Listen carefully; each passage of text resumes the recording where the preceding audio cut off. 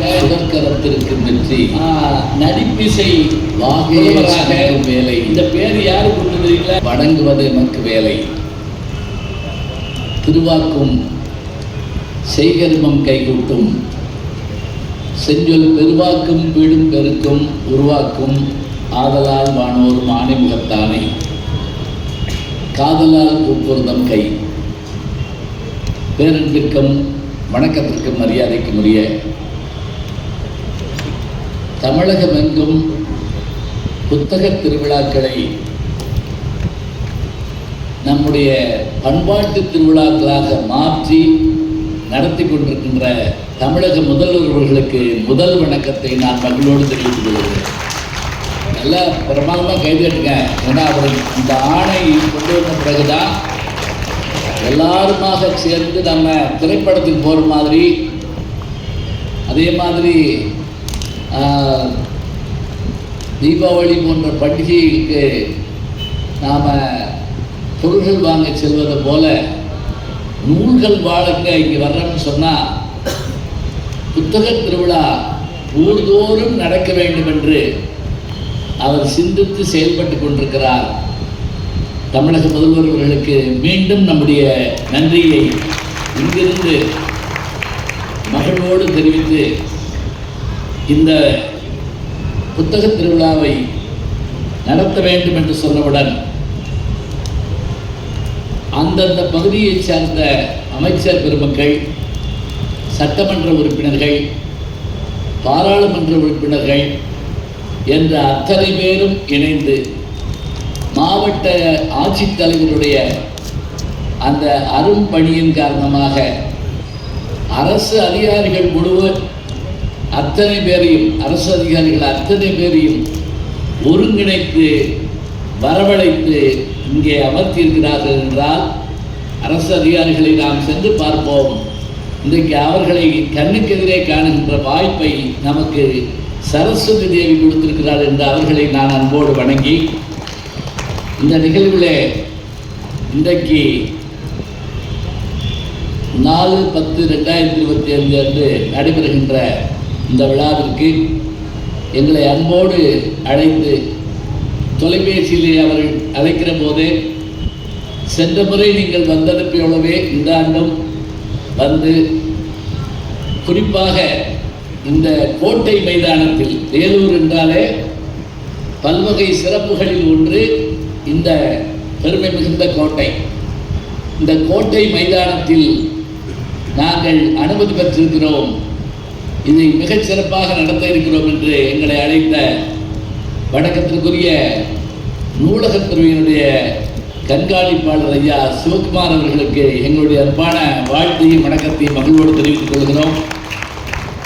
அதே போல மண்டல துணை வட்டாட்சியார் எங்களோடும் எப்போதும் இருக்கின்ற வணக்கத்திற்குரிய விநாயகமூர்த்தி அவர்களுக்கு அன்பு பாராட்டை சொல்லி இந்த நிகழ்ச்சியிலே நம்மை வரவேற்று நிகழ்ச்சியை மிக அழகாக தொகுத்து வழங்குகின்ற அவருடைய தமிழ் நம்மை ஈர்க்கிறது, அவருடைய தயாரிப்பு பேச வேண்டும், தொகுக்க வேண்டும் என்பதற்காக அவர் தயாரித்து வந்து நமக்கு தமிழை வழங்கி இருக்கிறார். அத்தகைய பெருமை மிகுந்த வணக்கத்திற்குரிய பேச வேண்டியது அவர்கள் கடமை, நேரத்தை பார்த்து மணி அடிக்க வேண்டியது என்னுடைய கடமை. உங்க கடமை என்ன? நல்லா தான் கை தட்டினாங்க ஐயா. கேமரா லேசா திருப்பி கை தட்டி அடிமையா உட்காருங்க. நல்லா கை தட்டி எடுத்து வைங்க. ஏன்னா எப்போ கூட கை தட்டிக்க உங்களை நோக்கி கேமரா வருது. இதை நான் நடுவில் பட்டிமன்றத்தில் போடுவாங்க. நாங்கள் பேசுகிறப்ப நீங்கள் கை தட்டுற மாதிரி சும்மா காட்டி விடுறது. இப்போ என்ன வச்சுங்களேன், இவங்க சோகமாக இருக்கப்ப எடுத்தாங்கன்னு வைங்க, நல்ல வேலை நான் பட்டிமன்றத்துக்கு போகல, அந்த 5 பேர் நீங்கள் கொன்று பாக்கி போட்டுருக்க நினைக்கப்படாது. அதனால் தமிழ் மகிழத்தக்கது, இனிமையானது பட்டிமன்றம் தொடங்குகிறது. இலக்கியங்களை நாம் கற்பது இன்புற்று மகளத்தான் என்று பேசுமாறு பேராசிரியர் டாக்டர் சொற்சிலம்பர் சிதம்பரம் அவர்களை அழைத்து என் முதல் சுற்று பேச்சு நிறைவு செய்கிறேன். நன்றி, வணக்கம்.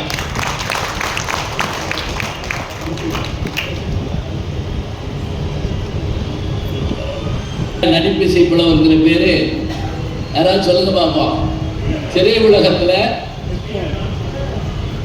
சொல்லுங்க. கே.ஆர். ராமசாமி அருமையா சொல்ற, நல்ல கைதட்டி கொடுங்க. கே.ஆர். ராமசாமி இன்னைக்கு நேத்து இந்து தமிழ் திசை பத்திரிகையில சி.ஆர். ஜெயந்தன் அவர்கள் அவரை பற்றிய ஒரு வாழ்க்கை குறிப்பா அருமையா எழுதியிருக்காரு. அண்ணா அவர்களுக்கு மிக பிடித்த ஒரு நடிகர் அவர் தான். ஏன்னா அப்படி இருக்க உச்சரிப்பு, அந்த குரல் அவ்வளவு அருமையாக அவருடைய பாடவும் செய்வார் அவர். இன்னும் ஒரு சின்ன செய்தி சொல்றேனே, பராசக்தி படத்துல அவர் தான் கதாநாயகனா நடிக்கிறதா இருந்தது.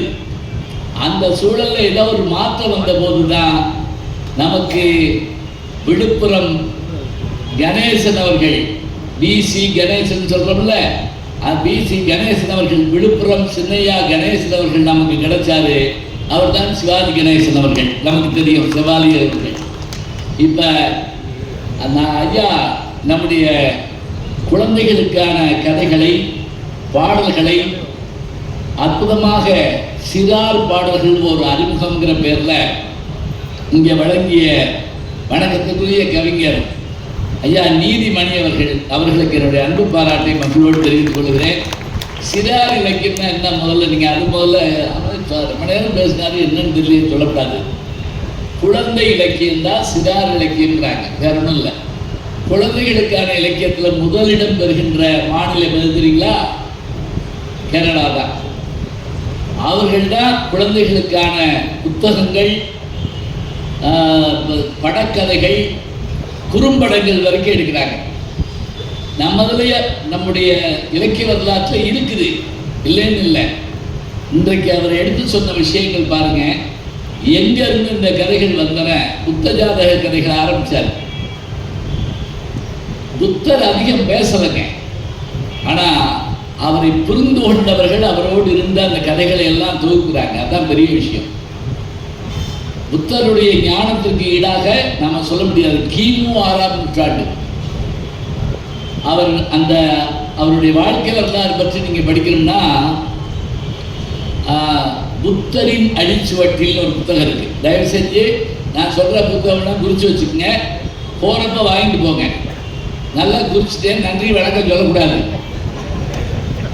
புத்தரின் அடிச்சுவட்டில் இதை இலங்கை எழுத்தாளர் ஒருத்தர் எழுதுறார்.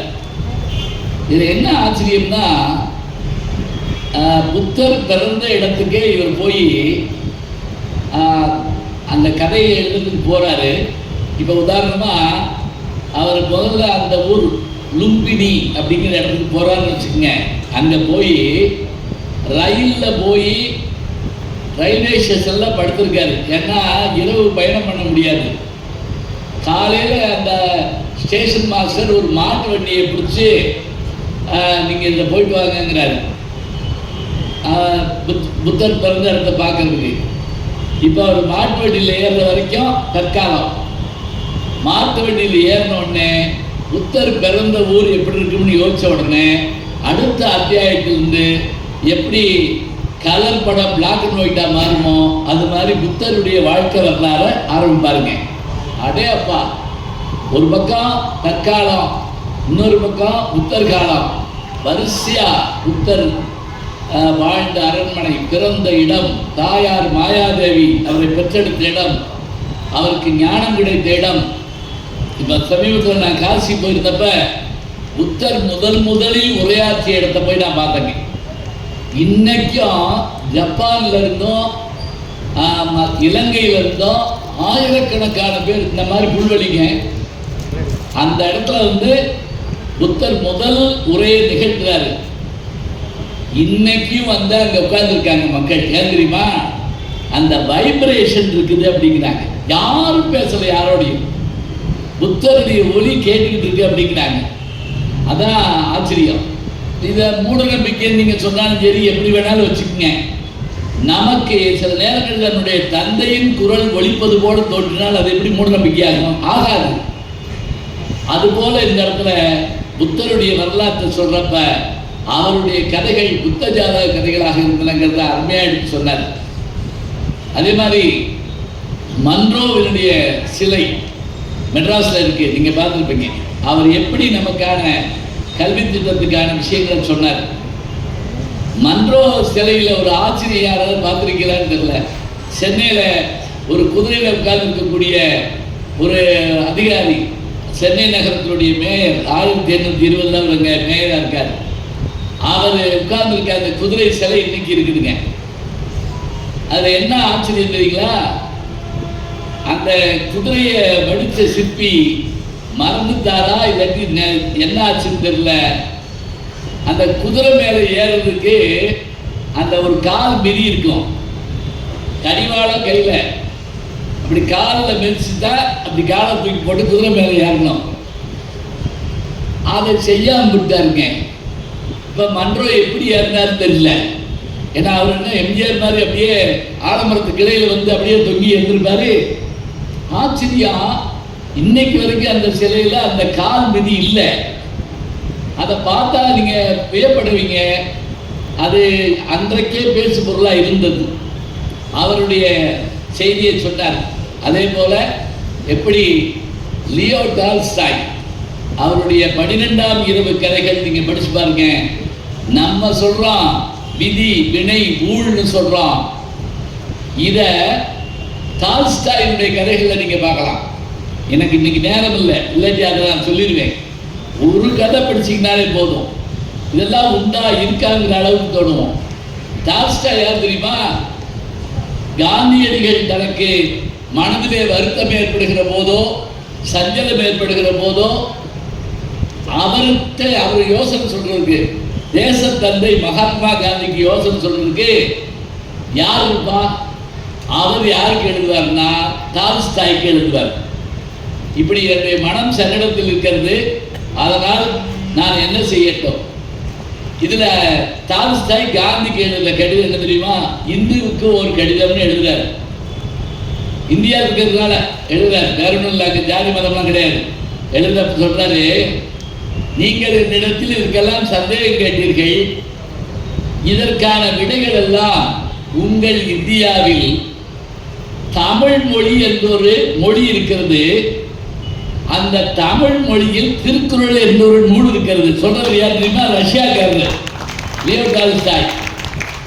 அந்த திருக்குறளில் இதற்கான விடைகள் இருக்கின்றன, நீங்கள் படித்து பாருங்கள். சொன்னவர் யாரு? Leo Tolstoy.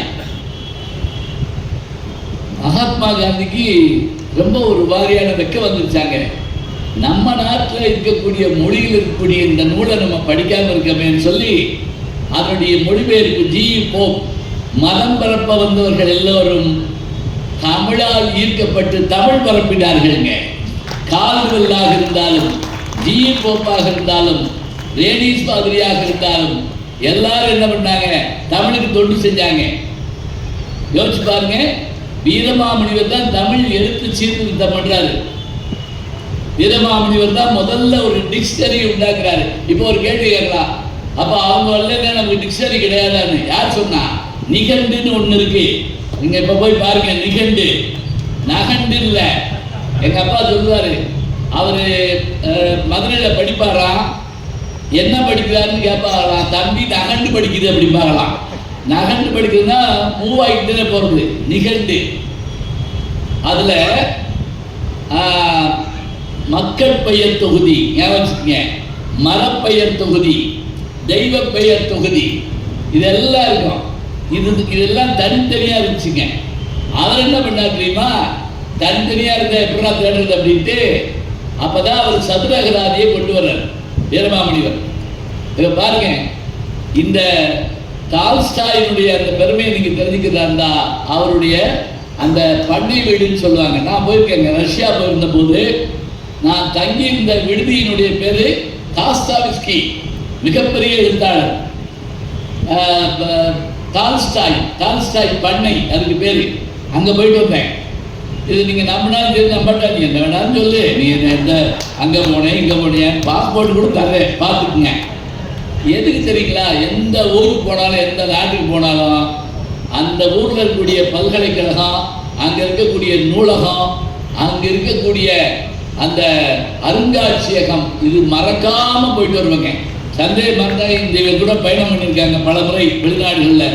இவர்களெல்லாம் எல்லா ஊருக்கும் கூட வந்திருக்காங்க. அந்தந்த ஊரில் இருக்கக்கூடிய திருக்கோயில்களை போய் பார்த்துட்டு வருவோம். இந்த மாதிரியான அருங்காட்சியங்களை பார்த்து வருது என்னுடைய வழக்கம். இப்போ அந்த கதைகளை அவர் சொன்னார். ஈசாப் நீதி கதைகள் படிச்சிருப்போம் நம்ம. அதே போல பரமார்த்த குருகதைகள், இதுதான் இவர் எழுதுறது. யாரு? வீரமாமுனிவர். கொஞ்சம் புத்தகங்கள் கொடுத்தீங்கன்னா கூட நூலகத்துறை அதிகாரி ஐயா இருந்தாங்க. எங்களுக்கெல்லாம் புத்தகம் வழங்குனீங்கல்ல ஐயா. சின்ன சின்ன புத்தகங்கள் ஏதாவது இருந்தால் கூட இந்த கேள்வி கேட்டு பதில் சொன்னால் அவங்களுக்கு கொடுக்கலாம் ஐயா. நீங்கள் கேட்கலாம், ஏன் நீ புத்தகம் கொண்டு வந்து கொடுக்க கூடாதா அப்படின்னு சொல்லி. அந்த காசு கொடுத்து நான் கொடுத்துருவேன்யா.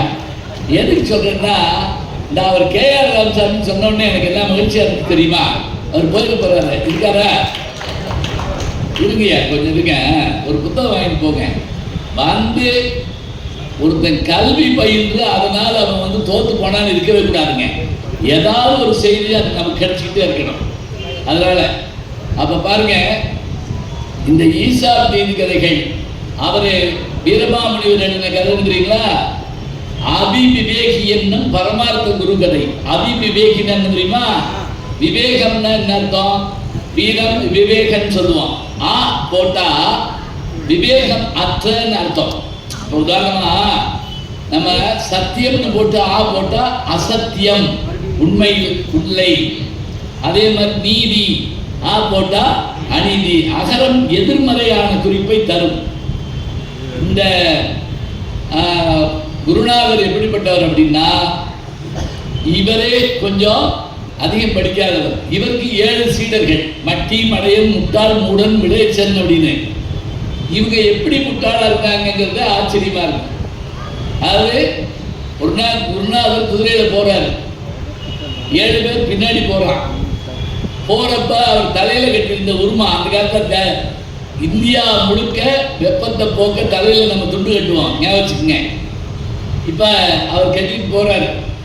போறப்ப குதிரை மேல உட்கார்ந்துருக்காருல, ஒரு மரக்கப்புல அந்த துண்டு தட்டி கீழே விழுந்துருச்சு.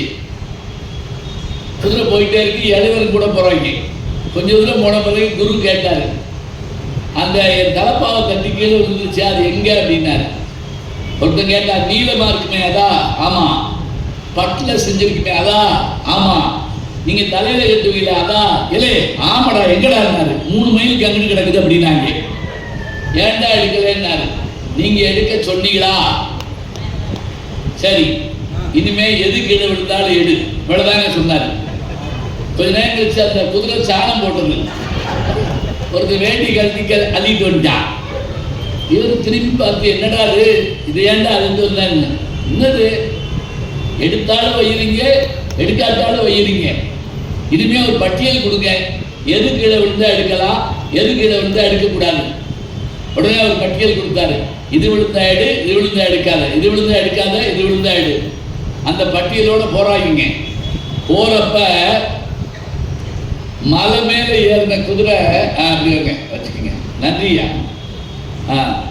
மலை மேல ஏறின குதிரை தடுக்கி ஒரு பள்ளத்துல முதல்ல குரு விழுந்து குதிரை அவர் மேல விழுந்து அவர் தூக்குங்க தூக்குங்கன்னு கத்துறாரு. இந்த 7 பேரும் சுத்தி நின்று அந்த எடுக்க வேண்டிய பொருள்ல பாக்குறாங்க. அவர் பேரை காணோம். அப்படியே போயிட்டாங்க. இப்படிதாங்க அந்த காலம் ஆரம்பம். இதுதான் தமிழ்ல உரைநடைக்கான காலம் என்பது போல. தமிழ்ல உரைநடை பற்றி நீங்கள் தெரிந்து கொள்ள வேண்டும் என்றால் அழகிரிசாமி அவர்களுடைய அந்த உரைநடை பற்றிய ஒரு நூல் இருக்கு. அதை எடுத்து படிச்சு பாருங்க. நம்மகிட்ட உரைநடையில இருக்குங்க. சிலப்பதிகாரமே உரையிடையிட்ட பாட்டுடை செய்யும் தான். இறையனால் அகப்பொருள் உரை என்று அது பேரே பாருங்க. இறையனால் அகப்பொருள் உரைன்னு இருக்கு. உரைநடையில மட்டும் இருந்துச்சு. இப்ப இப்படித்தான் இவர் கொண்டு வர்றார். இந்த கதைகள், இத்தனை கதைகளையும் காலத்துக்கு ஏற்ப சொல்லணுங்கிற விஷயத்த ஐயா வணக்கத்திற்குரிய நீதிமணி அவர்கள் அருமையா எடுத்து சொன்னாரு. அழகா பாடினார். ஒரு கேள்வி கேட்டார், நீங்க கவனிச்சுக்கிறான்னு தெரியல. என்ன தெரியுமா? டுங்கில் டுங்கில் லிட்டில் ஸ்டார்னு ஒரு பாட்டு இருக்குல்ல. அப்போ ஒண்டர் வாட் யூ ஆர், அப்போ பௌத வேன் சோகை லைக் எ டைமண்ட் இன் தி ஸ்கைன்னு ஒரு பாட்டு இருக்குல்ல. அது எழுதியது யாருன்னு சொன்னார் தெரியுமா? யார்? அவருக்கே கேட்க மாட்டாங்க, நீங்க தான் கேட்டு சொல்லணும். ஜான் டெய்லர் சொன்னார் இல்லையா? டெய்லர் ஞாபகம் வச்சுக்கோங்க. நான்லாம் டெய்லர் நடிச்சிருக்கேன் ஒரு படத்தில், குட்டி புள்ளின்னு ஒரு படத்தில் டெய்லரால் நடிச்சிருக்கேன். இது ஞாபகம் வந்துடும். இந்த பாட்டு ஒரு முறை பேரறிஞர் அண்ணா சொன்னார், இந்த பாட்டை ஏழை குழந்தைகளுக்கு வைக்கக்கூடாது அப்படின்னாரு. ஏன்னு கேட்டாங்க. இதில் என்ன பாட்டோட இது? ட்விங்கிள் ட்விங்கிள் லிட்டில் ஸ்டார், மேலே இருக்கக்கூடிய நட்சத்திரம், how I wonder what you are. என்ன அற்புதமாக இருக்குது, ஒண்டர், ஆச்சரியமாக இருக்குது. அவை வைரங்கள் போல மின்னுகின்றன, like a diamond in the sky. இதைத்தான் அண்ணா சொன்னார். டேய், ஏழை வீட்டுக்குள்ள தங்கமே பார்த்துருக்காது, அது எப்படா வைரத்தை பார்த்துருக்கான்? ஒரு உதாரணம் சொல்லுகிற போது அவன் பார்த்த பொருளை வைத்து பார்க்காத பொருளை உதாரணம் சொல்ல வேண்டும். இதுதான் உண்மை. காட்டெருமையை காணாத ஒருவனுக்கு நாட்டெருமையை காட்டி சொல்ல வேண்டும். இது உரையாசிரியர் எப்படி சொல்லுவாங்க தெரியுமா? காட்டாமாவை காணாத ஒருவருக்கு நாட்டாமாவை காட்டி, நம்மளுக்கு நாட்டாமை நினைச்சிட்டாங்க. அதுதான் நான் முதலே சொல்லிட்டேன். இப்ப இவர் சொல்றாரு, வைரங்களே பார்த்தறியாத குழந்தைகளுக்கு இது நட்சத்திரங்கள் வைரங்கள் போல மின்னுகின்றன சொல்லி கொடுத்தா எப்படி புரியும்னு கேட்டார். பாருங்க, எதெல்லாம் நம்ம யோசிச்சு பார்க்க வேண்டியிருக்கிற கதைகள் எப்படி அமைந்தன, எங்கிருந்து வந்தன என்று அருமையான செய்திகளை தொடர்ந்து பள்ளி கல்லூரிகளில் சென்று உரையாற்றி வருகின்ற ஐயா நீதிமணி அவர்களுக்கு அன்பு பாராட்டி நாங்கள் மீண்டும் வணக்கத்தோடு சொல்லி, நிறைய கதை கேட்கணும்னு ஆசைதாயா எங்களுக்கு. பட்டிமன்றம் இருக்கிறதுனால உங்களுக்கு அந்த நேரத்தை கொஞ்சம் சுருக்கிட்டோம், ஒன்றும் கவலைப்பட்டுட்டாங்க. வந்திருக்கக்கூடிய அத்தனை பேரையும் மீண்டும் வணங்கி அதுக்கு என்னுடைய அன்பு பாராட்டி மகிழ்வோடு தெரிவித்துக் கொள்கிறேன். ரொம்ப அழகாக பேசுறீங்க எல்லாரும், வாழ்த்துக்கள். இன்றைய நிகழ்விலே நம்ம எல்லாம் வரவேற்று பெருமை சேர்த்தவர்கள். விழா மேடையிலே வரவேற்றவர் மாவட்ட வழங்கல் அலுவலர் ஐயா, வணக்கத்திற்குரிய திருமிகு சரவணன் ஐயா அவர்கள். என்ன எங்களுக்கு என்ன பயமாயிருச்சுன்னா, பட்டிமன்றத்தில் ஒரு 5-6 பாயிண்ட் வச்சுருந்தோம்னா அதை வச்சு பேசி பிள்ளான்னு கொடுப்போம். அவர் பாட்டுக்கு அடித்து தள்ளுறாரு. இந்த பக்கம் திருவாசகங்கிறாரு, அந்த பக்கம் தேவாரங்கிறாரு, எல்லாத்தையும் எடுத்து இப்படி தான் மேடைக்கு வரணுங்க. திருவள்ளுவர் சொல்கிறாரு, இந்த சூதாட்டம் ஆட போகிறவங்க கூட அவன் அதுக்குரிய பொருளோடு போகிறான்ல. எப்படி இந்த தாயக்கட்டம் ஆடுறப்ப தாயக்கட்டம், அதே மாதிரி அந்த தாயம் போடுற கருவி இதெல்லாம் கொண்டு போகிறான்ல. அதுபோல் நீ மேடைக்கு போகிறப்ப ஏன்பா படிச்சுட்டு போக மாட்டேங்கிற? யார் கேட்குறா? திருவள்ளுவர் கேட்குறாருங்க. அரங்கின்றி வட்டாடியற்றே. அந்த வட்டங்கிற அந்த விஷயத்தை சொல்கிற போது அந்த பொருளுக்கு கூட அவர்கள் எவ்வளோ மரியாதை கொடுத்து அதை கொண்டுட்டு போய் விளையாட போகிறாங்க.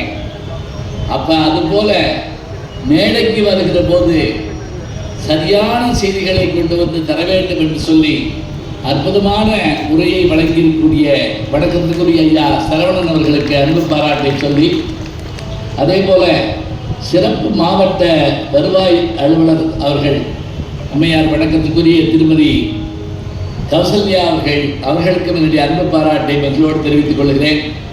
அழகா செய்திகளை சுருக்கமாக சொன்னாங்க. தேவையான விஷயங்களை எடுத்து வழங்கி அவர்களுக்கு என்னுடைய பாராட்டை சொல்லி, இந்த நிகழ்ச்சியிலே எங்களுக்கு முன்பாக கூட்டம் கம்மியாக இருக்கு அப்படின்னு சொல்லிட்டு, இன்னைக்கு சனிக்கிழமைன்னா இது சீரியல் இருக்காது. இன்னைக்கு சனிக்கிழமை இருக்கா? புரட்டாசி சனிக்கிழமையா? பெருமாளே தமிழ் பேசுதான் வந்துடுவாரு தெரியுமா உங்களுக்கு? யாருக்கு சொல்றீங்க? கணிகண்ணன் போகின்றான் காமரு பூங்கச்சி, மணிவண்ணா நீ கிடக்க வேண்டாம் துணிவுடனே, சென்னா புலவன் யான் செல்கின்றேன், நீ முந்தன் பைனாக பாய் சுருட்டுக்கோள். கிளம்பு படுக்கை எடுத்துவா, அங்கே போய் படுத்துக்கலாம்.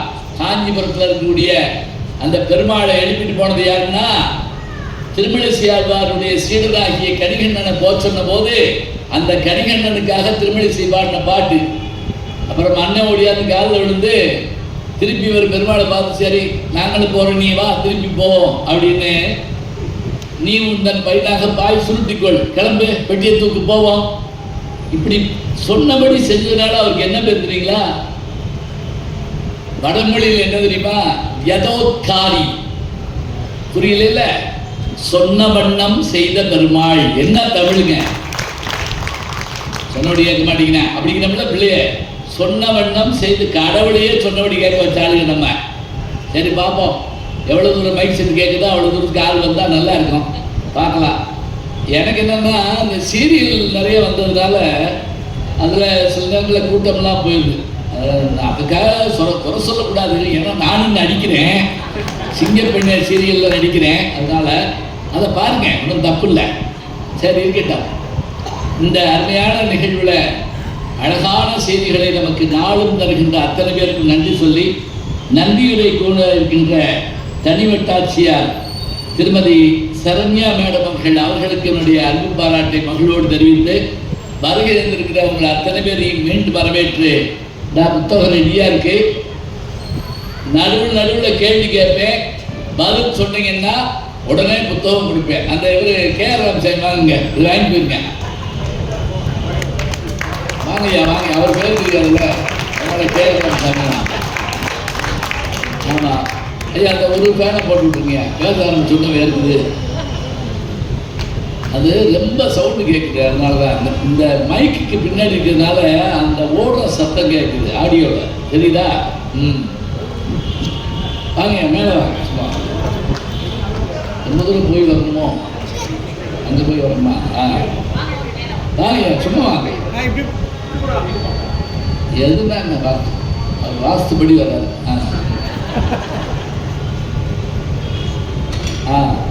பரவாயில்ல,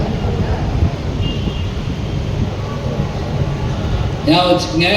கேள்வி கேட்டு பதில் சொன்னால் புத்தகம் தர்றாங்க அப்படிங்கிறது. வாங்கய்யா வாங்க. என்ன படம் கொடுத்துருக்கீங்க? அப்படி வாங்க, அங்கே கேமரா இருக்கு. இங்கே வாங்கய்யா, அது வாங்கி அங்கே பாருங்க, அங்கே பாருங்கய்யா. நன்றி நன்றி. சரி, இப்போ தெரியாதா?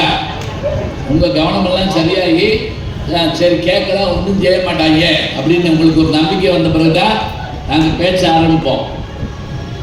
இன்னைக்கான பட்டிமன்ற தலைப்பு என்ன அப்படின்னா, அதையுமே ஐயா வரவேற்புல சொன்னார். பட்டிமண்டபத்து பாங்கருந்தியர் என்கிற வார்த்தையை சொல்லிட்டாரு. இந்த பட்டிமண்டபம் 2000 ஆண்டு பழசுங்கிறது நமக்கு தெரியும். இந்த வடிவம் தான் இன்னைக்கு இருக்குதுங்கிறது ரொம்ப முக்கியமான ஒன்று. ஞாபகம் வச்சுக்கங்க, சின்னத்திரை நாடகங்கள், சினிமா, அப்புறம் குக்கு வித் கோமாளி, அப்புறம் என்ன டாப்பு குக்கு டூப்பு குக்கு, இத்தனைக்கு நடுவில் பட்டிமன்றம் வருது. ஞாபகம் வச்சுக்கோங்க, இத்தனைக்கு நடுவில் நாங்கள் எல்லாரோடையும் போராட வேண்டியிருக்கு. தமிழ் யார் வந்தாலும் அவங்களோட போராடி ஜெயிக்குங்க, அந்த நம்பிக்கை எனக்கு இருக்கு. 2000 வருஷம் பழைய புதுமை, இது பழைய புதுமை. அதனால முன்னர் பழம்பொருளுக்கும் முன்னர் பழம்பொருளாய் பின்னர் புதுமைக்கும் பேர்த்துமா பெற்றியனாயின்னு மாணிக்கவாசன் சொல்றது போல, பழமைக்கு பழமை, புதுமைக்கு புதுமை. உலகத்தில் பழசே ஆகாதது 2 தாங்க. ஒன்று இறைவன், அடுத்தது உறவு. கடவுள் பழசான்னு கேட்டால் அவர் புதுசாகவும் இருப்பார். கம்ப்யூட்டர் வாங்கினா அதில் கூட கணபதி வந்து உட்கார்ந்துருப்பார், பார்த்துருக்கீங்களா? சரி, அடுத்து உறவுல பழைய உறவு உண்டா? இல்லைங்க. நம்ம படித்த பள்ளிக்கூடத்தை பழைய பள்ளிக்கூடம்னு சொல்லுவோம், நம்ம படித்த புத்தகத்தை பழைய புத்தகம்னு சொல்லுவோம், நமக்கு சொல்லிக் கொடுத்த வாத்தியாரை பழைய வாத்தியார்னு சொல்லுவோம், நம்ம இருந்த வீட்டை பழைய வீடு சொல்லுவோம், நம்ம சாப்பிட்ட உணவு நேற்று மிச்சம் இருந்தால் பழைய சோறும்போம், நேற்று பேப்பர் பழைய பேப்பர்ம்போம். இதை உறவுன்னு சொல்லி பாருங்க. யாராவது எங்கள் பழைய அப்பா போகிறாரு சொல்லா நல்லாவா இருக்கு? யாராவது இங்கே மானக்கட்டவனா இருக்கான், பழைய அப்பா புது அப்பான்னு இருக்காங்க அப்படின்னு வராதுங்க. எதை எங்கே பயன்படுத்தணும்னு தெரிஞ்சுக்கணும். சொற்களை எல்லாரும் எல்லாம் பேச தெரிஞ்சவங்க வரக்கூடாதுங்க. பயப்படணும், தப்பா தப்பா பேசிடுவோமோங்கிற அந்த பயம், மேடை பயத்தை நான் சொல்லலை, அந்த பொழிவில் வந்து பயம் ஏற்படக்கூடாது. இன்னைக்கு தலைப்பு என்ன அப்படின்னா, அதாவது இலக்கியங்களை நாம் கற்பது எதற்காக? இதாங்க கேள்வி. இலக்கியங்கள் எதா இருந்தாலும் சரி, அதாவது செய்யுள், இயல், இசை, நாடகம், அதுபோக உரைநடையில் கவிதை, கட்டுரை, சிறுகதை, புதினம், நாவல், நீங்கள் எப்படி வச்சுட்டாலும் சரி, இவையெல்லாம் நாம் எது படிக்கிறோம்? பாடத்தில் வச்சுட்டாங்க, பாஸ் பண்ணுறதுக்காக படிக்கிறோம். இல்லை, அது இல்லைங்க. இதில் இவங்க என்ன சொல்கிறாங்க அப்படின்னா, இலக்கியங்களை நாம் கற்பது ஒரு இன்புற்று மகிழ, சொன்னால் புரியாது, ஒரு என்டர்டெயின்மெண்ட்டுக்காக, அப்படி இருக்கலாமா? இப்போ பாருங்க, தமிழ் பட்டிமன்றம் எப்படி நடத்துறது பாருங்க. ஒரு என்டர்டெயின்மெண்ட்டுக்காக தான் நான் படிக்கிறேன். சரி, இன்புற்று மகிழ ஒரு அணி, அப்படி இல்லைங்க. வெறும் அதை படிச்சுட்டு போனால் போதுமா? அதை சொன்னபடி நடக்க வேண்டாமா? பின்பற்றி வாழ பேசுறதுக்கு ஒரு அணி, அதாவது ஃபாலோ பண்ணுறதுக்காகத்தான் படிக்கிறோம். யாரை ஃபாலோ பண்ண? புத்தகத்தை. நீங்கள் பாட்டுக்கு யாரையாவது ஃபாலோ பண்ணிட்டு போயிடாங்க. அப்போ இதுதான் தலைப்பு. இப்போ நமக்கு பட்டிமன்றம் போனீங்களே, என்னமோ பேசுனாங்க தெரியல, என்னன்னு அப்படி சொல்லக்கூடாது. படம் பார்த்து வந்தால் கூட பேர் படிச்சுட்டு போகிறோம். இப்போ நமக்கு சிக்கல் என்னன்னா, பெரிய ஹோட்டலுக்கு போனால் தான் அவங்க என்ன உணவு வச்சுருக்காங்கன்னு சொல்ல தெரியலங்க. பிள்ளைகளை கூப்பிட்டு போனால் தான் அவங்க வாங்கி படிக்கிறாங்க. அதுவும் இட்லி இருக்கான்னு கேட்டிங்கன்னா நம்மளை கேவலமாக பார்க்குறேன். இட்லி தோசையா? அவன் முதல்ல தமிழே பேச மாட்டேங்கிறான், அது வேற விஷயம். அங்கே போய் நம்ம என்ன கேட்கணும்? நூடுல்ஸ் இருக்கான்னு கேட்கணும். அது நம்ம இடியாப்பம் தாங்க அது, ஆனால் அவன் சொன்னபடி கேட்கணும். சரி, இப்போ தலைப்பு சொல்லியாச்சு, படத்தோட பேர் சொல்லியாச்சு, யார் நடிச்சிருக்கான்னு கேட்டால் சொல்லணும்ல. யார் பேசுகிறா அப்படின்னா, இதில் பேசுவதற்காக வந்திருக்க நடிகர்கள் மாதிரி, படத்தில் சொல்கிற மாதிரி பேச்சாளர்கள் அறிமுகப்படுத்த போகிறோம். எப்படி அப்படின்னா, இன்புற்று மகிழத்தான் என்று பேசுவதற்காக காரைக்குடி அழகப்பா கலை அறிவியல் கல்லூரியினுடைய தமிழ்துறை தலைவர், கம்பன் கழகங்களில் தனக்கென ஒரு தனியிடத்தில் முத்திரை பதிப்பவர், நல்ல பேச்சாளர், பல முனைவர் பட்ட ஆய்வாளர்களை படிக்க வைத்து முனைவர் பட்ட பட்டதாரிகளாக மாற்றியவர், பல்வேறு திறமைகளை உடையவர், சொற்சிலம்பர் என்ற பெயர் கொண்ட ஐயா சிதம்பரம் அவர்கள், பேராசிரியர் டாக்டர் சிதம்பரம் வந்திருக்கிறார். இவர் இன்புற்று மகிழத்தான், படித்து சந்தோஷப்படுத்தானுங்க அப்படின்னு பேச வந்திருக்காரு. எப்பவுமே ஒரு ஆண் பேசினா கூட ஒரு பெண் பேசணும். ஏன்னா இல்லை, இப்போ நம்ம என்ன பண்ணிட்டோம், மகளிர் 33%, 50%, இனி நாங்கள் தான் கேட்கணும், ஏதாவது பார்த்து கொடுக்கமா அப்படிங்கிற மாதிரி கேட்கணும். அது வந்தால் வரும், இருக்கட்டும். இந்த பக்கம் அடுத்து பேச இருப்பவர்கள், அவங்க ஆதித்தனார் கோவிந்தம்மாள் கல்லூரியுடைய தமிழ்துறை பேராசிரியை, திருவனந்தபுரம் கல்லூரியிலே முதுகலை தமிழ் படிக்கிற போது தங்கப்பதக்கத்தை வென்ற பெருமையுடையவர்கள், நல்ல பேச்சாளர். இப்போ பட்டிமன்றங்களில் பாட்டு வேற பாட வேண்டியிருக்கு.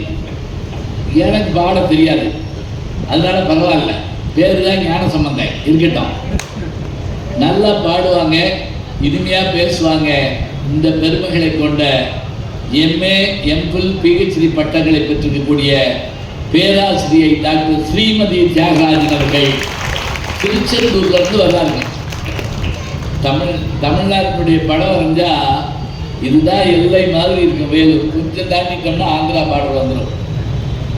அதுதான் தோ பரமசிவன் அவர்கள். நான் சொல்லிக்கிட்டே வர்றேன், புத்தகங்களுக்கு பேர் சொன்னால் குறித்து வச்சுக்கோங்க. அறியப்படாத தமிழகம், தெய்வங்களும் சமூக மரபுகளும் எழுதுகிற போது ஒன்று எழுதுறாரு, எல்லா தெய்வங்களும் கிழக்கு நோக்கி அமர்ந்திருக்கும், காளி கொற்றவை என்ற போர் தெய்வம் மட்டும் வடக்கு நோக்கி அமர்ந்திருப்பார். ஏனென்றால் நம்முடைய இந்தியாவை பொறுத்தமட்டில் தீபகற்பம், 3 பக்கம் கடல், அதில் எதிரிகள் அதிகம் வரமாட்டாங்க. ஒரு பக்கம் தரை, வடநாட்டிலிருந்து வரக்கூடிய போர்கள் எல்லாமே இந்த நுழைவாயிலாக இருக்கக்கூடிய வேலூரை தாண்டி தான் உள்ள போகும். அந்த போரை எதிர்ப்பதற்காக அந்த காளி இன்னைக்கு மதுரையில் வடக்கு வாசல் காளின்னு ஒருத்தி இருக்காங்க. அவளை கூட்டு போய் தோப்பா என்னை காட்டியிருக்காரு. இதுதான் அந்த வடக்கு வாசல் காளி. இப்போ பாருங்க, இதெல்லாம் நம்ம செய்திகளில் படிக்கணும், புத்தகங்களை பார்க்குறப்ப ஒரு செய்தியாவது நமக்கு ஞாபகம் வர்ற மாதிரி இருக்கணும். சரி, இந்த 2 பேரும் இன்புற்று மகிழன்னு சொல்கிறாங்க. எவ்வளவு நாளைக்கு தாங்க இன்புற்று மகிழ்வீங்க? ஒரு நாள் பின்பற்றி வாழ வேண்டாமா? இதை பேசுவதற்காக இந்த அணியிலே 2 பேர் வந்திருக்கிறாங்க. அதில் முதல்ல பேச இருக்கிறவங்க, தலைமையை பேச இருக்கிறவங்க, பல்லாண்டு காலமாக என்னோடு பேசி வருகின்ற, நல்லா கவனிங்க. ஆமாம், அந்த இடத்துல கவனமாக வார்த்தையை போடுறேன். 20 ஆண்டு காலம் 30 ஆண்டு காலம்னு சொன்னால் அவங்க வயசு தெரிஞ்சு போகும். என் வயசை விடுங்க. அப்போ அதை இப்படி பல்லாண்டு காலம் சில்லாண்டு காலம் சொல்லணும். ஏன்னா நான் ஒருத்தர்கிட்ட சொன்னேன், இவர் என் 30 வருஷ நண்பர் அப்படின்னு சொன்னேன். அவர் விட்டு ஐயா வயசு 30 தான் சொல்லிட்டு இருக்கேன், நீங்கள் என்ன 30 வருஷம் இருக்கீங்க? பல்லாண்டு காலமாக என்னோடு பேசி வருகின்ற நல்ல பேச்சாளர். அது மட்டும் இல்லை, எனக்கு தெரிஞ்ச பட்டிமன்றத்தில் இவங்க பேச வர்ற போது முதுகலை பட்டதாரியாக வர்றாங்க. நான் என்ன சொல்கிறேன், நீங்கள் டாக்டரேட் பட்டம் வாங்கணுமா அப்படிங்கிறேன். இது நான் எங்கள் வீட்டில் இருந்து எல்லாரையும் சொல்லுவேன். என் மனைவியை திருமணத்துக்கு பிறகு படிக்க வச்சு எம்ஏ எம்பில் பிஎட் பட்டம் வாங்க வச்சுருக்கேன். ஞாபகத்துக்கு சும்மா பேசிட்டு போகிற ஆள் கிடையாது நான். இவங்கிட்ட சொன்ன உடனே அதை ஏற்றுக்கிட்டு பாரதிதாசன் பல்கலைக்கழகத்தில் கண்ணாசன் தலைப்பில் பதிஞ்சு பேராசிரியர் டாக்டர் விஜயசுந்தரி எங்களோட பேசுகிறவங்க தான். அவங்களுடைய அந்த மேற்பார்வையின் கீழ் டாக்டர் பட்டமும் பெற்றிருக்கக்கூடிய பேராசிரியை டாக்டர் திருவண்ணாமலை எழிலரசி அவர்கள் இங்கே வந்திருக்கிறார். அவர் தான் பின்பற்றி நடப்பதற்காக என்று பேச வந்திருக்கிறார். அடுத்தா வந்திருப்பவர் எங்கள் டீமில் ஆளினால் அழகராஜா. அவர் தான் என்ன கேட்டாலும் அதுக்கான செய்திகளை சொல்லக்கூடியவர். எந்த நேரமும் எப்பவும் அலர்ட்டாக இருப்பார். நல்ல பேச்சாளர். அவரும் கல்லூரியில் தான் பணிபுரிகிறாரு. அது மட்டும் இல்லை, அவருக்கு ஒரு சிறப்பு என்ன அப்படின்னா, இந்த அணியில் அவர் உட்கார்ந்துருக்கிறதுக்கு ஒரு நியாயமும் இருக்குது. தான் சம்பாதிக்கிற படத்தில் ஒரு சிறு பகுதியை அவரால் முடிஞ்சது முதியோர் இல்லங்கள், அனாதை விடுதிகள், படிக்க முடியாத பிள்ளைகளுக்கு கல்விக்கான தொகை என்று அவருக்கு சக்திக்கு தகுந்த அளவு செய்து வருகின்ற செயல்பாட்டாளர். இன்னும் சொல்வதா இருந்தால் அது வேறு. இப்போ இவங்க மாதிரி அவரும் டாக்டரேட் பட்டத்துக்கு ஸ்னாப்சிஸ் கொடுத்து இந்த கைடு உட்கார்ந்துருக்காரு, அங்கிட்டு ஸ்டூடெண்ட் உட்கார்ந்துருக்காரு. பாருங்களேன், இதெல்லாம் நடக்கிற காரியமா எங்கேயாவது? அதை நடத்தி காட்டுறது தாங்க பெருமை. ரொம்ப சிறப்பு, நல்லா ஞாபகப்படுத்துறீங்கயா, ரொம்ப முக்கியம். அப்போ அந்த பெருமையுடையவர், நல்ல பேச்சாளர், தேவையான இடங்கள்லையும் பாட்டு பாடுவார். ஏன்னா எங்கிட்ட ஒரு ஆள் பாடுறதுனால அங்கிட்ட ஒரு ஆள் பாடணும் இல்லையா? அதுக்காக இத்தகைய பெருமை மிகுந்த நாஞ்சில் நாவரசு செல்லக்கண்ணன் அவர்கள் இங்கே வந்திருக்கிறாரு. இந்த 2 பேரும் பின்பற்றி வாழ்வதற்காகத்தான் அப்படின்னு, இந்த 2 பேரும் இன்புற்று மகளத்தான் என்பதற்காக முடிவு என்ன, விடை வெள்ளித்திரையில் காண்க. அந்த காலத்தில் பாட்டு புஸ்தகம் பார்த்துருக்கீங்களா? சினிமாவுக்கு ஒரு பாட்டு புஸ்தகம் போட்டிருப்பாங்க. அதில் கதாநாயகன் என்ன கேரக்டரில் வர்றாருங்கிறது உட்பட போட்டிருப்பாங்க. சேகரின் கதி என்ன, மாலதி மீண்டும் கிடைத்தாளா, விடை வெள்ளித்திரையில் காண்க அப்படின்னா அந்த புத்தகம் முடிக்கும். அப்புறம் நம்ம பாடம் படிப்போம். இப்போ நான் தீர்ப்பு என்னங்கிறது இப்போ சொல்லுவேன், அது கடைசியாக தான் சொல்லணும். இவர்களை அறிமுகம் பண்ணியாச்சு, இன்னும் ஒன்று தான் பாக்கி. எவ்வளவு நேரம் பேசணும் அப்படிங்கிறது தான். எவ்வளவு நேரம் இருப்பாங்க நீங்கள் முதல்ல உங்கள்கிட்ட கேட்டுக்கிறோமே. ஏன்னா நான் ஒரு ஊரில் போய் கேட்டேன், அந்த ஊருக்கார்கிட்ட அந்த அம்மா 10 மணின்னு சொல்கிறாங்க. நல்லா நீங்கள் 10 மணி ராகினி மாதிரி நல்லா இருக்கணுமா? அந்த ஒரு பெரிய ஒரு பஞ்சாயத்து போர்டு தலைவர்கிட்ட கேட்டேன், ஐயா எவ்வளவு நேரம் உங்கள் ஊரில் பேசுறதுன்னு கேட்டேன். அவர் முடியாது என் கையை பிடிச்சிட்டு கண்ணு கலக்கி, ஐயா இப்படிலாம் கேட்காதீங்கய்யா, இது உங்கள் ஊர், எவ்வளவு நேரம் வேணாலும் நீங்கள் பேசுங்க, நாங்கள் போயிடுவோம் அப்படின்னாரு. எங்களுக்கு வேலை இருக்குல்ல அப்படின்னாரு. அப்புறம் நான் இந்த வேலையை தவணை ஊர் ஊராக போய் பேசிட்டு இருக்கேன். அதனால 10லேருந்து 12 நிமிஷம் 12 நிமிஷம் நீங்கள் கேட்கலாம், என்னங்க 12 நிமிஷத்தில் என்னங்க பேசுவார் அப்படின்னு கேட்கலாம். சிகாகோவில் விவேகானந்தருக்கு 5 நிமிஷம் தான் கொடுத்தாங்க, ஞாபகம் வச்சுக்கோங்க. அதில் 2 சொல்லுல உலகத்தை ஈர்த்துட்டாரு. சகோதர சகோதரிகளே, சிஸ்டர்ஸ் அண்ட் பிரதர்ஸ்னாரு. அவர் கொடுத்த டைம் முடிஞ்சு வச்சு எந்திரிச்சு கை தட்டிவிட்டாங்க. அதுக்கு பிறகு 39 மணி நேரம் அவர் தங்கியிருந்த காலத்தில் அவர் பேசி இருக்கிறாருங்கிற பதிவுகள்.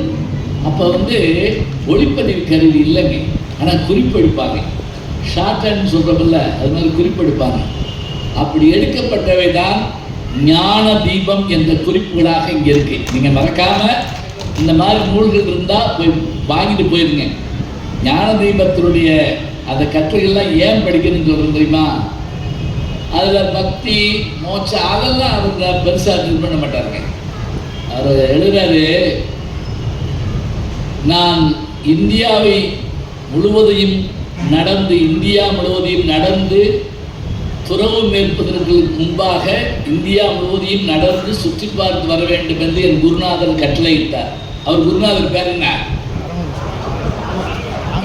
சொல்லிட்டீங்க. புத்தகம் கொஞ்சம் தான் இருக்கு. சரி, இது இருக்கட்டும், ரொம்ப நன்றி. இது கை தட்டிடுவோம். ஆமாம், சொல்ல முடியாத கேள்விக்கு தான் பதில் சொல்லுவோம். ராமகிருஷ்ணன் இந்தியா முழுவதும் நடந்துட்டு வா, அப்போ தான் ஆன்மீகத்தை தெரியும். அவர் இந்தியா முழுவதும் நடந்த ஆன்மீகத்தில் சிறந்து விளங்கினார். காந்தியடிகளுக்கு அவருடைய குருவாக இருந்தவர் என்ன சொன்னார் தெரியுமா? நீ அரசியலுக்குள்ள வரணும்னா இந்தியா முழுவதும் சுற்றிப்பா. போயிட்டு வந்தாருங்க. அவர் அரசியல் பயணமே ஒரு ஆன்மீக பயணம். அப்போ ஒரு முறை அவர் பிறந்த கல்கத்தாவிலிருந்து 300 கிலோமீட்டர் தூரத்தில் ஒரு அன்பர் வீட்டில் தங்கியிருந்தாருங்க. யார்? விவேகானந்தர். ஞான தீபத்தில் இருக்கு, மறக்காம பாருங்க. திடீர்னு ராத்திரியில் பயம் வந்துச்சு விவேகானந்தருக்கு. என்ன பயம் தெரியுமா? அவர் பேர் நரேன். பயம் வந்துச்சு. தன்னுடைய அம்மாவுக்கு முடியலையோ அப்படின்னு பயம் வந்தது. இப்பயா இருந்தா அப்படிங்கிற உடனே போன போட்டு, அம்மா கொஞ்சம் வீடியோ காலில் வாங்க, லேசாக இருமுறைகளா அப்படின்னு சொல்லி விட்டுருவோம். அவர் இருக்கிறது அங்கே. அப்போ ரயில் கண்டுபிடிக்கப்பட்டது, அவ்வளோதான். மெயில் கண்டுபிடிக்கப்படலை, ஞாபகம் வச்சுக்கோங்க. அதனால் தொலைபேசி கூட ரொம்ப கம்மி தான். இரவு முழுக்க தூங்கலை அவர். அவருடைய நண்பர் சொன்னார், சரி ஒன்றும் இல்லை, நான் உங்களுடைய துன்பத்தை போக்க என்னால் முடிஞ்சது செய்கிறேன், என் கூட வாங்கன்னு கூப்பிட்டு போகிறார். நள்ளிரவு நேரங்க ஒரு சுடுகாட்டுக்கு போகிறாங்க. சுடுகாடுன்னா என்னென்னா உடம்பை எரிக்கிறதுக்கு பேர் சுடுகாடு. வினைத்தொகை அப்படிமோ, சுடுகாடு, சுட்டகாடு, சுடுங்காடு அப்படிமோ. சரி, இடுகாடுன்னா புதைக்கிறதுன்னு அர்த்தம். கல் திட்டைகள்னு நம்ம சொல்லுவோம். பழங்கால மனிதர்களை பானையில் வச்சு உள்ளே வச்சு மேலே கல்லாக வச்சுருந்தா அதுக்கு பேர் கல் திட்டைகள், டால்மென்ஸ் அப்படின்னு ஆங்கிலத்தில் சொல்லுவாங்க. சரி, இருக்கட்டும். இப்போ இவர் என்ன பண்ணாரு, அந்த சுடுகாட்டுக்கு அவர் கூப்பிட்டு போகிறாரு. இவர் பயப்படுறாரு, என்ன நானே மனசங்கடத்தில் இருக்கு, நீங்கள் அங்கே கூப்பிட்டு போகிறீங்களே. இல்லை வா, ஒரு விஷயம் இருக்குன்னு கூப்பிட்டு போய் அங்கே ஒரு சிதை எரிஞ்சிட்டு இருக்கேன். ஒருத்தர் குத்த வச்சு உட்கார்ந்துருக்கான். அவன் மொழி வேற. அவன் ஆதி பழங்குடிவாசினால அவனுடைய மொழி வேற. இந்தியாவில் நிறைய மொழிகள் உண்டு. இந்த போனவர் என்ன பண்ணாரு, அவன் மொழியில இவர் என்னுடைய நண்பர் மனக்கலக்கத்தில் இருக்கிறார், இந்த மனக்கலக்கத்தை போக்க அவனுடைய தாயாருடைய நிலையை நீங்க சொல்லணும். பாருங்களேன், பல்கலைக்கழகத்தில் போய் கேட்கல, ஜோசியத்தை போய் கேட்கல, வேற யார்த்தையும் சகனம் பார்த்து கேட்கல. இப்போ கேட்டாரா, அந்த அப்படி விட்டு பார்த்தாங்க. அவரை பார்த்துட்டு அந்த எரியிற கொள்ளியிலிருந்து ஒரு குச்சி எடுத்து அந்த மண்ணில் எப்படி இன்னும் போட்டு கட்டம் போட்டு பார்த்தாங்க. பார்த்துட்டு இவர் கடல் தாண்டி போவார், இவரால் பெரிய புகழ் இந்தியாவுக்கு கிடைக்கும் அப்படிங்கிற மாதிரி இந்த நாட்டுக்கு கிடைக்கும் அப்படின்னு அவன் சொல்கிறான். இதை நண்பர் மகிழ்ச்சியாக அவருக்கு சொல்கிறார். நம்ம அதை கேட்கவா வந்தோம், எங்கள் அம்மாவுக்கு உடம்பு இல்லைன்னு சொன்னால் நான் நாடு கடல் தாண்டி போவேன், மலை தாண்டி போவேன்னு சொல்லிக்கிட்டு இருக்கீங்களே. உடனே ஒரு கேள்வியை மாற்றினார், அவங்க அம்மாவுக்கு எப்படி இருக்குன்னு பாருங்கள். திரும்ப அந்த கட்டத்துக்குள்ள என்னமோ இருந்தாலும் போட்டுட்டுங்க. நான் ஏன் கடல் தாண்டி போவான்னு சொல்ல தெரியுமா? கடல் தாண்டி போய் திரும்பி வருகிறவரை இவர் தாயார் நலமோடு உயிரோடு இருப்பார் என்பதற்காக சொல்லுகிறேன். அவர் இன்றைக்கு உடல் நலம் இல்லாமல் இருந்தாலும் அவர் பிழைத்து இருப்பார். இத அமெரிக்காவிலிருந்து கடிதம் மூலம் தன்னுடைய நண்பருக்கு எழுதுகிறாருங்க.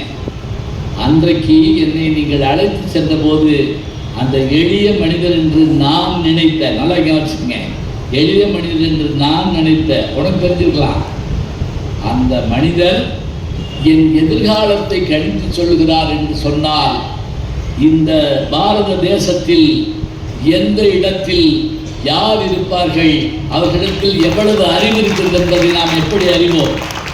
உடனே இதுக்காக நீங்கள் எந்த புத்துல எந்த பாம்பு அப்படி அதை பயன்படுத்தக்கூடாது. அது கெட்ட காரியத்துக்கு தான் அதை சொல்லணும். எந்த பூவில் எவ்வளவு தேன் இருக்கும் என்பது தேனீக்குத்தான் தெரியும், அப்படி சொல்லணும். நல்ல ஓமை சொல்லணும், சரியா? இப்போ ஓமை சொல்ற போது எளிய ஓமை பயன்படுத்தக்கூடாது. எளிய ஓமை என்ன தெரியுமா? நண்பரை அறிமுகப்படுத்துகிறோம், இவர் நல்லவர், வல்லவர், என் உயிர் குறியானவர், நன்றி உள்ளவர், அதோடு நிப்பாட்டுகிற நாயக்காட்டில் நன்றி உள்ளவர் சொல்லலாமா? சொல்லக்கூடாது. அதான் எளிய ஓமைகள். சரி, இப்போ அவர் அந்த எழுதிட்டு அது மட்டும் இல்லை, பின்னாடி அவருடைய தாயார் வந்து அதை பார்த்து மகிழ்ந்தாங்க செய்தியும் பார்க்குறோம். புத்தகத்துக்காக இவ்வளவு நேரம் பேசினேன். ஐயா தலைப்பு சொல்லியாச்சு.